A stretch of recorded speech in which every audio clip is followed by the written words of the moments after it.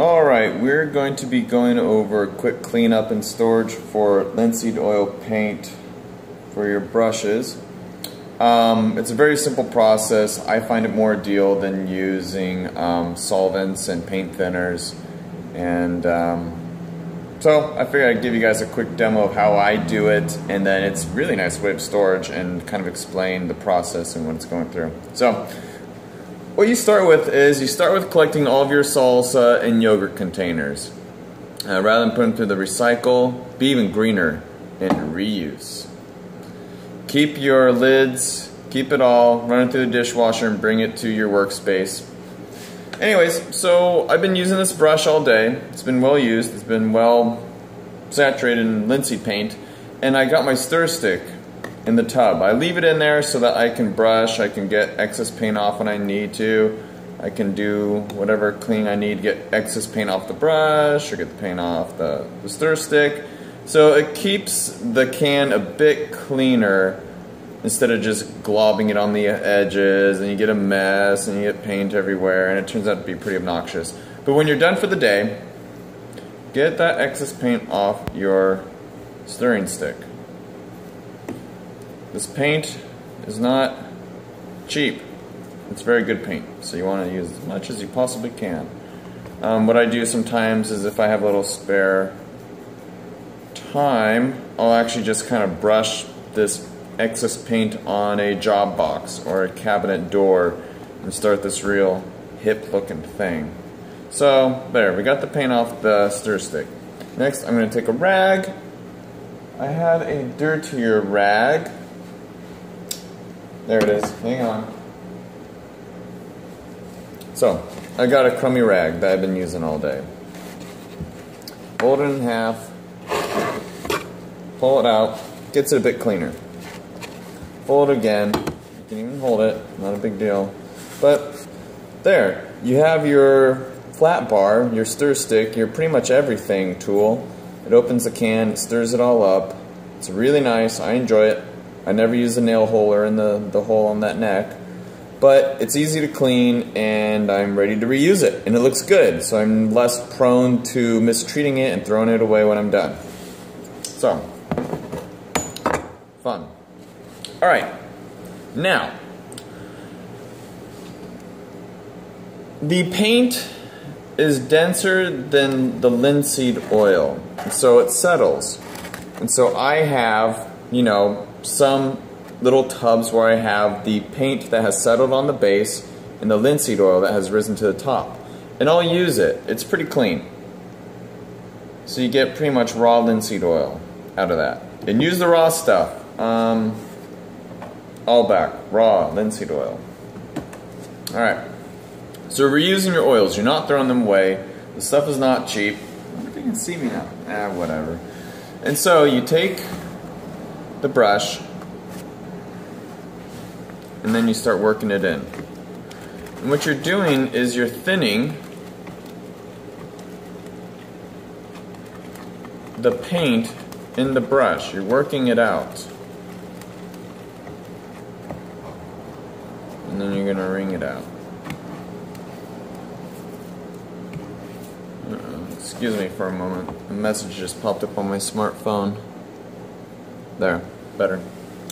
So I'm just keeping it real simple here. I'm not using a fancy camera. I'm just using a smartphone and then uploading it right onto the YouTube channel. Someday maybe I'll put a little intro video. You know, I've been watching all these other YouTube people and how they do their formats and all that jazz, and I see a great use for it. So that's why I'm doing it. Educational use. So when you do this, you're getting the majority of the paint out of the brush initially before you put it in your storage container. Could be a yogurt container, could be a fiber-lay plastic container, it could be any container. So, but when you take the majority of the paint out of the brush, you don't develop a sludge on the very base of your storage container. It keeps the brush tidier, it keeps it cleaner, and you don't start off your project with, you know, a little layer of old paint on the end of your brush. I mean, it's still good, but it's been sitting in raw linseed oil, so I don't recommend reusing that sludge unless you got some experiment you want to do. So, there you have it. Now, it's been wrung out. We have our new storage container. Let's see. Put the lid on. Clean up that mess that I made. Wet paint likes to spread. Boom, set it aside. Put your flat bar with it, because you know you're going to use it again, especially for that color. Take your raw linseed oil. And it's okay to use it this much. You're going to be using it, you're going to be reusing it. I mean, this linseed oil is going to be used probably 20 times before it's ever thrown away. So there you have it. Now, you're not done yet. What you want to do is you want to take your cordless drill with the little spade bit. You can see right there. I'm using a 5/8 inch. It could be 1/2 inch, 3/4, 5/8. Doesn't matter. There's some benefits, there's drawbacks. But when you use this, don't use the forward drilling direction like you would to tighten a screw. Go in reverse. Because if you go forward, it's a real nightmare. And then you just quickly pop out the hole. You cut it in reverse motion. If you go forward, it grabs the disc and you might get hurt. And nobody likes getting hurt. So, we have our new lid with your yogurt container or your fiber lay container. And it's a tight fit. Bring it down, bring it down. You want it to sit, the bristle submerged in the linseed oil. If it's out of the linseed oil, the paint will polymerize and solidify, and you lose more of that suppleness to your brush. So, there you have it. And this brush will last for practically forever. I mean, this has been the paintbrush for the entire project that I've been on.